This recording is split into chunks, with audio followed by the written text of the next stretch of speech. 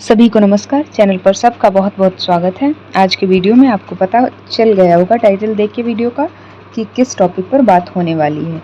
तो हरिशंकर परसाई जी जो कि व्यंग्यकार हैं, हिंदी साहित्य में एक व्यंग्यकार के रूप में इन्हें बहुत प्रसिद्धि प्राप्त हुई और इनका उच्च स्थान माना जाता है कि किस तरह से ये देश की जो स्थिति है उसको व्यंग के माध्यम से, यानी अंग्रेजों पर भी इन्होंने बहुत व्यंग किया है और देश की जो स्थिति रही है, राजनेता आदि देश के ही रहे हैं जो देश को खोखला करने में कहीं ना कहीं उनका भी हाथ रहा है, उन पर भी वे ये व्यंग करते हुए देश की जो स्थिति है उसको पाठक के समक्ष लाते रहते हैं अपनी रचनाओं के माध्यम से। तो सदाचार का तावीज़ भी उन्हीं रचनाओं में से एक रचना है। इसे व्यंग परक कहानी कह लीजिए या व्यंग परक लेख कह लीजिए या व्यंग परक कथा कह लीजिए, आप इसको इस तरह से कुछ भी कह सकते हैं। तो आगे बात कर लेते हैं। हरिशंकर परसाई जी से संबंधित यहाँ पर कुछ पॉइंट्स लिख दिए हैं मैंने। 1924 में इनका जन्म हुआ था और 1995 में इनकी मृत्यु हुई थी। ये एक प्रसिद्ध व्यंग्यकार हैं हिंदी साहित्य जगत में। हरिशंकर परसाई जी ने अपनी रचनाओं के माध्यम से व्यंग्य विधा को साहित्यिक प्रतिष्ठा प्रदान की। उनके व्यंग्य समाज में आई विसंगतियों और विडंबनाओं पर करारी चोट करते हुए पाठक को चिंतन और कर्म की प्रेरणा निरंतर देते रहते हैं। वे रोजमर्रा की जिंदगी के भीतर से समस्याओं और सामाजिक आचरण से जुड़े प्रश्नों को उठाते हैं और पाठक को गुदगुदाकर उसे झकझोरने का सामर्थ्य रखते हैं। गुदगुदाकर यानी कि व्यंग, हास्य और हंसी ठिठोली के माध्यम से पाठक को झकझोर कर रख देते हैं कि कहीं ना कहीं जो देश की स्थिति है उसमें आप भी इन्वॉल्व हो।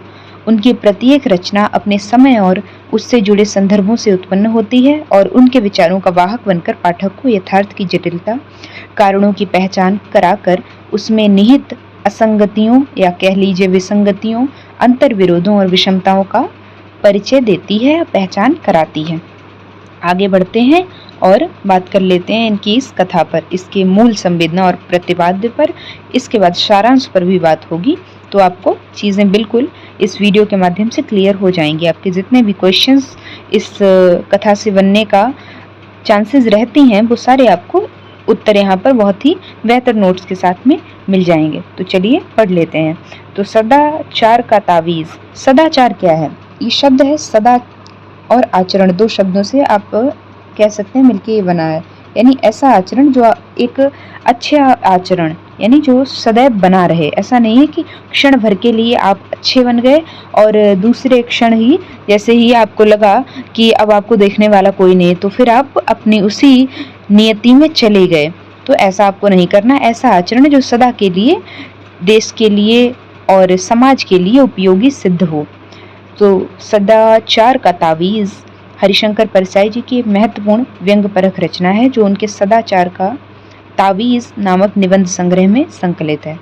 आप ये चीज़ नोट डाउन कर लीजिए क्योंकि जब आप इसका संदर्भ लिखेंगे तो आपको बताना पड़ेगा कि ये जो कथा है या फिर ये लेख है ये कहाँ से संकलित है। परसाई जी ने अपने व्यंग्य प्रहार के लिए हिंदी संसार में बहुत ही लोकप्रियता हासिल की। वर्तमान परिस्थितियों में यह निबंध और भी सार्थक तथा अर्थगर्भित हो गया है। आज यह कहा जा सकता है कि भ्रष्टाचार घुन की तरह हर जगह व्याप्त हो चुका है, इससे मुक्ति संभव नहीं है। इसी बात को परसाई जी अपने इस व्यंग कथा में इतनी सहजता और सरलता से कह जाते हैं कि सही जगह चोट करता है उनका ये लेख। राजा को चिंता है कि राज्य में भ्रष्टाचार बहुत बढ़ गया है। ये पूरा अब इसका सारांश शुरू हो रहा है कि राज्य में भ्रष्टाचार बहुत बढ़ गया है। यह इतनी गहराई में है कि इसकी जड़ें कहाँ कहाँ फैली हैं पता लगाना कठिन है। भ्रष्टाचार के तंतु यानी उसके जो तत्व हैं वो पूरे राज्य में इस तरह फैल चुके हैं कि न तो राजा और न ही दरबारी कुछ भी पता लगाने में सक्षम हैं या पता लगाना ही नहीं चाहते हैं, क्योंकि शायद वो कहीं ना कहीं उसमें खुद भी इन्वॉल्व हैं। राजा राज दरबारियों की सहायता से विशेषज्ञों की एक समिति गठित करता है। विशेषज्ञ जांच करके यह बताते हैं कि भ्रष्टाचार पूरे राज्य में जड़ें जमा चुका है और हर जगह व्याप्त है। वह घूस के रूप में हर जगह विद्यमान है, इसलिए हर तरफ के रास्ते बंद करने होंगे। राजा अन्य दरबारियों की सलाह से एक साधु को भ्रष्टाचार विरोधी या भ्रष्टाचार निरोधी सदाचार का तावीज बनाने का दायित्व सौंपते हैं। दरअसल साधु को सौंपा जाने वाला यह दायित्व एक ठेका था, जिसमें नई तरह के खाने कमाने के साधन बनाने थे। अब ये यहाँ पे थोड़ा सा करेक्ट कर दीजिएगा, यहाँ पे साधन होगा, नए तरह के खाने कमाने के साधन बनाने थे ताकि भ्रष्टाचार जो है जड़ से समाप्त हो सके। सदाचार के तावीज का पूरा तंत्र भ्रष्टाचार में लिप्त था। केवल घूस लेने की तारीख बदल दी गई। परसाई जी का यह निबंध भ्रष्टाचार की समस्या पर करारी चोट करता है। इस निबंध का व्यंग्यार्थ, इसका आप देख सकते हैं व्यंग्यार्थ या भावार्थ यह है कि आज ऊपर से लेकर नीचे तक, यानी गरीब से लेकर अमीर तक, निम्न तबके से लेकर उच्च तबके तक समूचा तंत्र भ्रष्टाचार में जकड़ा हुआ है। बड़ा अधिकारी अगर भ्रष्ट होता है तो उसके अधीनस्थ कर्मचारी भी भ्रष्ट ही होते हैं, लेकिन आम आदमी का जीना इन सब के चलते मुहाल हो जाता है। एक घूसखोर भ्रष्ट व्यवस्था धर्म के कार्यों में भी लूटने खसोटने के तरीके खोज लेती है। तो आप आज भारत की स्थिति वर्तमान में देख पा रहे होंगे कि यहाँ धर्म के माध्यम से भी किस तरह से लूट खसोट मची हुई है। लोग अंधविश्वास में पड़कर किस तरह से व्यर्थ ही अपना धन गंवा देते हैं। तो जो ओझा आदि हैं वो किस तरह से लूटते हैं एक सामान्य जनमानस को, या फिर जो निम्न मध्यम वर्गीय परिवार से बिलोंग करता है। परसाई जी ने इस व्यंग निबंध के माध्यम से मौजूदा राजनीति अथवा सत्ता तंत्र के परिवेश को उजागर करने का प्रयास किया है। आज की राजनीति अपने अपने स्वार्थों के चलते किस प्रकार आम आदमी का जीना दूभर बना रही है। अरबों खरबों के घोटाले होते हैं और सारे भ्रष्टाचारी मिल बैठकर खाते हैं। जांच आयोग बैठता है केवल खाना पूर्ति के लिए, केवल गरीब आम आदमी ही पिसता रहता है। परसाई जी इस निबंध में सत्ता तंत्र की इसी भयानकता को उजागर करते हैं। तो ये चीज़ें आप जो हैं अंडरलाइन कर लीजिए या फिर पॉइंटर्स के माध्यम से इन्हें नोट करते चलिए, ताकि आप जब ये रचना पढ़ेंगे तो आप बहुत ही बेहतर तरीके से समझ पाएंगे चीज़ों को। इस व्यंग्यपरक कथा में सदाचार का तावीज़, जिसका शीर्षक है, हरिशंकर परसाई जी के द्वारा लिखा गया है। इस एकांकी के माध्यम से यह बताया गया है कि कैसे तावीज़ बांधकर भी आदमी को ईमानदार बनाने की कोशिश की जा रही है। प्रस्तुत पाठ के लेखक का मानना है कि किसी को सदाचारी तभी बनाया जा सकता है जब भ्रष्टाचार के मौके खत्म होंगे तथा कर्मचारियों को आर्थिक सुरक्षा मिल सके। इस एकांकी में जो पात्र हैं वे इस प्रकार हैं। अब आप इनके पात्र भी चाहे तो नोट डाउन कर लीजिए, कौन कौन से पात्र हैं ये यहाँ पर मैंने लिख दिया है, तो आप इसको नोट डाउन कर लीजिएगा। आगे बढ़ते हैं, इसकी सारांश पर बात करते हैं। हालांकि अभी आपको कुछ कहानी, लगभग आधी कहानी तो पता चल ही गई होगी। अब थोड़ा विस्तार से सारांश भी देख लेते हैं।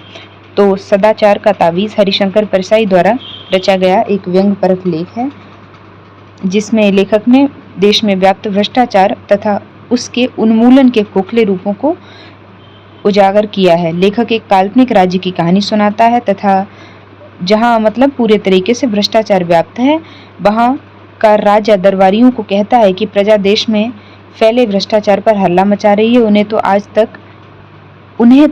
आज तक यह नहीं दिखाई देता। अगर उन लोगों ने इसे कहीं देखा हो तो बताओ। किसे? भ्रष्टाचार को। दरबारियों को भी नहीं दिखाई देता। एक दरबारी के कहने पर विशेषज्ञों को भ्रष्टाचार ढूंढने का काम सौंपा जाता है।